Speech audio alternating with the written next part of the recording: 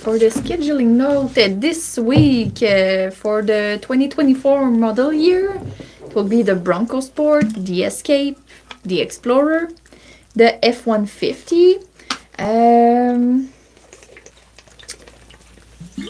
Okay, it says something, I'm not sure. So do you want to explain it about the Raptor and priority one order only? Yeah, of course. Just to make sure I don't say something bad. This week they're scheduling, you covered it, Bronco Sport, Escape, Explorer. The F-150 is attempting to schedule final balance to schedule for the Raptor and priority one orders only. So for F-150, if you're a priority one order, they're trying to schedule you. If you're not, guess what? You're going to end up being switched over to a 2024 F-150. And if you're a Raptor, good news, they're trying to schedule those F-150 Raptor orders. But soon, it's going to be completely balanced out. It's going to be on to the 2024 model. So they're kind of doing, it's kind of like a cleanup. It's saying, hey, we're doing a balance out. This is last chance to get one. We're doing the priority one orders for the Raptor. So you've also got good news. I'll let you, that's your model right there. Yeah, the 2024 Maverick will be scheduled this week. So maybe you'll be the lucky ones. Good luck. After that, the medium trucks, the Super Duty, and 2024 Super Duty. Yeah, all 2024 for now. And now I'll go to the 2023 Transit gas only. If you want a Transit in a reasonable amount of time, in my area, it's a year and a half to get a Transit. That's petrol powered. But if you ask for an EV Transit, I had an order from late May, already show up for that EV Transit. Perfect if you're doing city driving, folks. The Transit EV is a great machine. Just don't expect it to be a great machine if you want to do any long distance driving in any cold climates. Remember, this is about 200 kilometers of autonomy, but in really cold climates like we have up here in the north, you're looking at about 100 kilometers of autonomy. Mm-hmm. And scheduling this week, the Lincoln 2024 Corsair. What is not scheduling? The 2023 Bronco, the 2023 Mach-E, F-150 Lightning, Transit Connect van and wagon. And for the 2024, it will be the Ecoline, the Edge, the Expedition, the Mustang, the Ranger, not scheduled. Go Ranger! We're still waiting for our Ranger Raptor. T01P order code. Looking it up in the system. Nothing. And in the Lincoln parts, we'll have not scheduled the 2023 Aviator and 2024 Nautilus, 2024 Navigator. So sorry, my encouragement was more about, not so much about it not scheduling, but it's more about get to scheduling. I hope next week I see Ranger scheduling, but it won't because they're on strike, right? So you can't schedule out Rangers when the factory's closed. You can't be scheduling out Broncos when the factory's closed. So you can see right there, the strike is affecting production. Mm-hmm. Try to find an existing Bronco or wait later on. I think Ford's going to get out of this strike so much sooner than GM and Stellantis. GM and Stellantis look like they do not want to budge. I think it's looking like a 2 to 3 month issue for them. I think Ford could get out of this in a couple weeks. I think Ford might get out of this in, anywhere from 1 to 3 weeks from now. Mm-hmm. But I do not see GM and Stellantis getting. They're not close to finish. They're at this point. I think it's pretty obvious that their rejection of proposals, instead of like coming back and saying, "Well, we'll give this," the fact that they're just on certain points completely not ready to play ball, and that when they're asked for 40 after a lot of like pre-negotiation before the actual strike.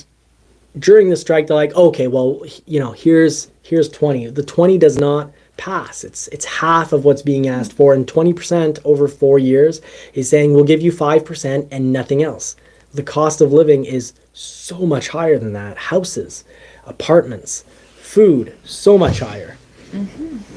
So if you're a dealer, do keep in mind that in the WBDO dashboard, so WebDo dashboard, for the information, the allocation to be scheduled this week column on the WebDo dashboard may not be accurate and is subject to change depending on plant constraints and buildable order availability.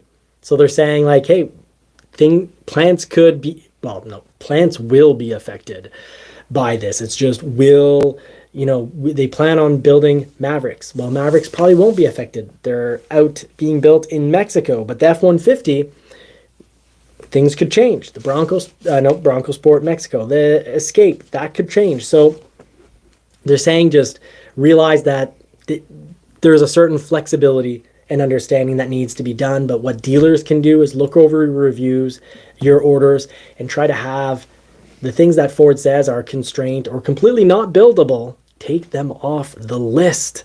So Ford's saying in big bold letters, please continue to amend all stock generated orders to ensure any orders selected for scheduling are acceptable.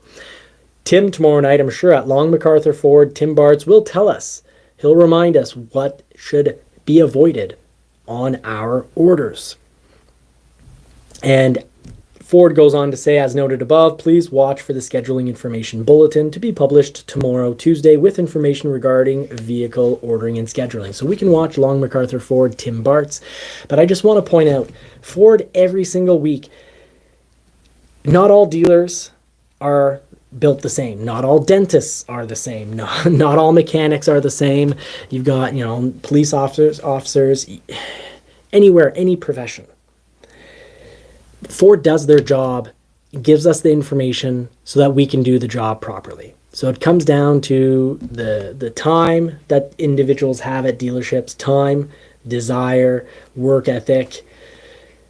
We have everything we need to serve you right. So, when I hear things on YouTube, people saying like Ford doesn't care about their customers, I'm an insider. I can tell you, Ford does care about their customers because they're putting time, money, and effort to give us all the resources. And it's just about the dealer, which is a completely separate business. A lot of the bad, pretty much all the bad stuff that people have been complaining about for the last 3 years is purely dealer related. And completely getting rid of dealers isn't any better. It's actually a lot worse. I had just today an individual at my desk saying he was disgusted by his Tesla experience because his vehicle got evaluated over the internet. And like the price was horrible and there's no explanation on prices. There's no here's some, he didn't get the whole experience of, well, here are some comparisons.